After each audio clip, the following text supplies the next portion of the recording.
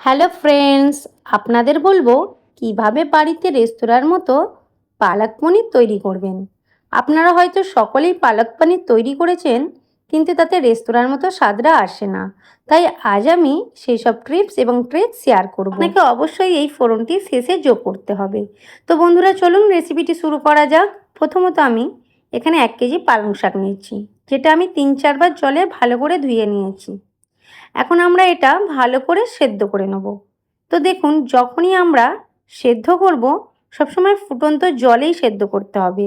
এর সাথে 2-3টে কাঁচা লঙ্কাও যোগ করে দিলাম এবং ভালো করে জলের মধ্যে ডুবিয়ে দিলাম। বেশিক্ষণ সেদ্ধ করা যায় না, কারণ পালং শাক বেশিক্ষণ সেদ্ধ করলে এর রং কালো হয়ে যেতে পারে। জাস্ট 2 থেকে 3 মিনিট সেদ্ধ করে নেবেন। আপনাকে এটি সঙ্গে সঙ্গে ছেঁকে নিতে হবে। এটিকে বেশিক্ষণ গরম জলে ফেলে রাখবেন না। ছেঁকে নেওয়ার পর আপনাকে এটি বরফ জলেই রাখতে হবে। এটা করলে এর রং পুরোপুরি সবুজ থাকবে। এবার আমরা এটা ফেটার সময় এর থেকে সব জল বের করে নিতে হবে।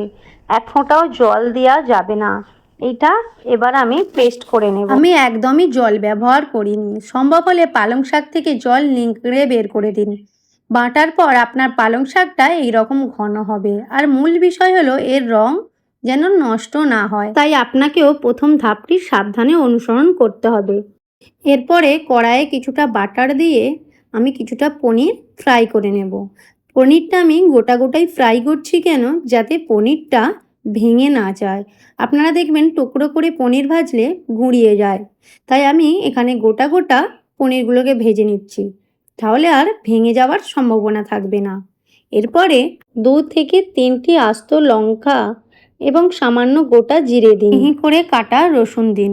পালক পনিরে সবসময় রসুন ব্যবহার করা হয়। রসুন পালক পনিরে একটি চমৎকার স্বাদ এনে দেয়। এখন আমাদের রসুনটা ভালোভাবে রান্না করতে হবে।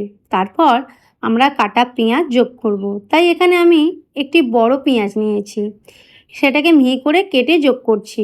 এখন আমাদের পেঁয়াজটা এখানে ভালোভাবে রান্না করতে হবে। বেশি রাখতে হবে, যাতে পেঁয়াজটা তাড়াতাড়ি সেদ্ধ হয়ে যায়। আর আপনাকে এটা ক্রমাগত নাড়তে হবে, যাতে সব পেঁয়াজের রং একই রকম হয়। তো দেখুন, পেঁয়াজটা এখানে ভালোভাবে সেদ্ধ হয়ে গেছে। এখন আমরা মিহি করে কাটা আদা যোগ করব, কাঁচা লঙ্কাও যোগ করে দেব। আমি এখানে একটু বেশি কাঁচা লঙ্কা ব্যবহার করছি। এটা ঝালঝালি খেতে ভালো লাগে। আপনি আপনার পছন্দ অনুযায়ী কম বা বেশি লঙ্কা দিতে পারেন। এটা খুব সুন্দর একটা রং ধরেছে। এবার এখানে কিছু টমেটো দিতে হবে। তাই আমি মাঝারি আকারের 2টো টমেটো নিয়েছি, কুচিয়ে দিয়ে দিয়েছি। আর টমেটোগুলো যাতে একটু তাড়াতাড়ি গলে যায়, সেই জন্য আমি নুনও দিয়েছি। ঢেকে দিলে টমেটোগুলো খুব তাড়াতাড়ি গলে যায়। টমেটোগুলো ভালোভাবে সেদ্ধ করে নিতে হবে, যাতে এর টক ভাবটা চলে যায়। দেখুন, টমেটোগুলো ভালোভাবে সেদ্ধ হয়ে গেছে। যদি চান টমেটোগুলো আরও তাড়াতাড়ি গলে যাক, তাহলে 2 মিনিটের জন্য ঢেকে দিন।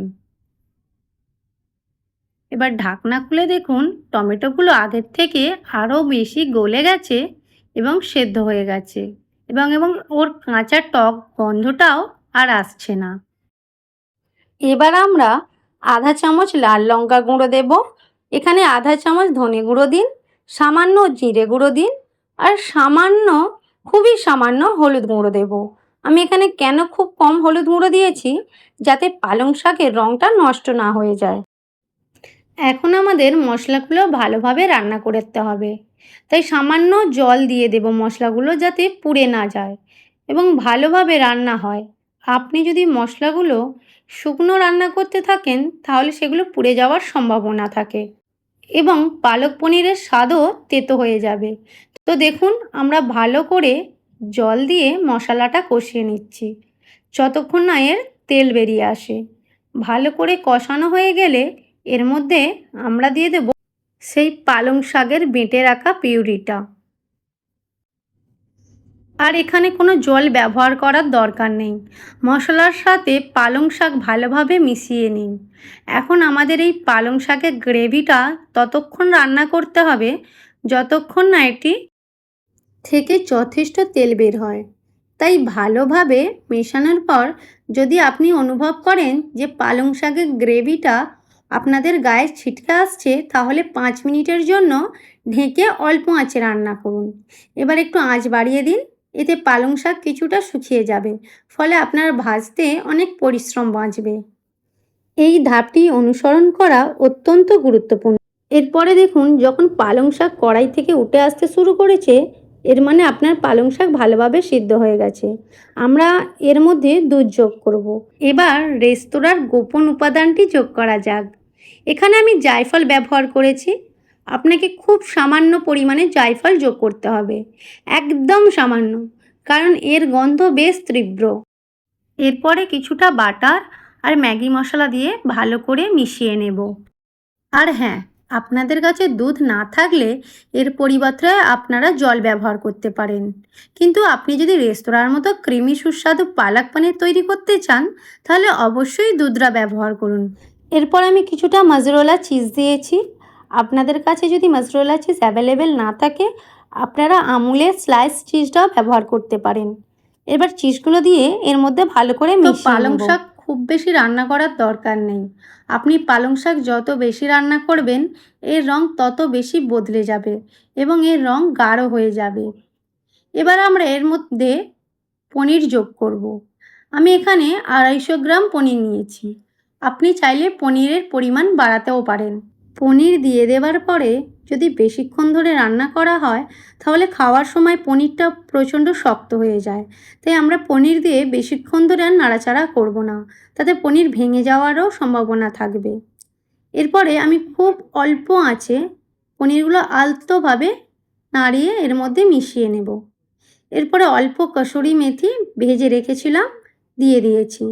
এরপরে কিছুটা পরিমাণ গরম মশলা গুঁড়ো দিয়ে ভালো করে মিশিয়ে নেব। খুব আলতোভাবে নাড়াতে হবে যাতে পনিরগুলো না ভেঙে যায়। আমাদের পালক পনির তৈরি। এবার গোপন ফোড়নটি যোগ করা যাক। একটি হাতা নিতে হবে এবং এতে 1 চামচ ঘি দিন। ঘি গলে গেলে আমরা এতে একটি আস্ত লঙ্কা দিয়ে দেব এবং আমরা এতে প্রচুর পরিমাণে কুচনো রসুন দেব। রসুনটা সুন্দর রং না হওয়া পর্যন্ত রান্না করতে হবে। পালক পনিরে এই ফোড়নটি একবার প্রয়োগ করে দেখুন, আপনার পালক পনির খুব সুস্বাদু হবে। এবার এই ফোড়নটা ওপর থেকে ঢেলে দিয়েই সঙ্গে সঙ্গে ঢাকা দিয়ে দিতে হবে 10 মিনিটের জন্য। ঢাকাটা না দিলে এর খুশবুটা বেরিয়ে যাবে।